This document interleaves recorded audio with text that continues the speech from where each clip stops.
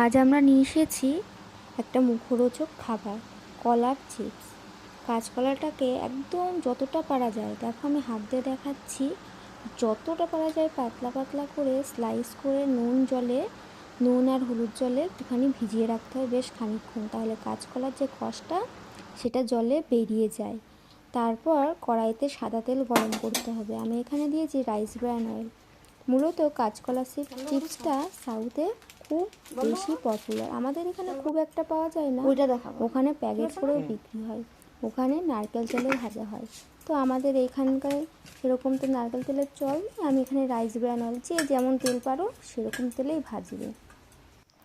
তো তেলটা বেশ ভালোভাবে গরম হয়ে আসলে 20 মিনিট মাখিয়ে চিপসটাকে ছেড়ে দেবো তেলে, আর সারাক্ষণ নাড়তে থাকবে যাতে তলায় না লেগে আসে। আঁচটা কিন্তু একদম জোরে দিয়ে দিতে হবে আর লাল লাল করে ভাজতে হবে। মশলার মধ্যে আমি রেখেছি লাল লঙ্কার গুঁড়ো, একটু চাট মশলা, বিট লবণ তো দেখিয়ে দিলাম, আগের থেকে মাখিয়ে রেখেছি। সেটা খুব ভালো করে কিন্তু নাড়তে হবে, নাহলে কিন্তু তলায় লেগে যাবে আর দলা দলা হয়ে উঠবে।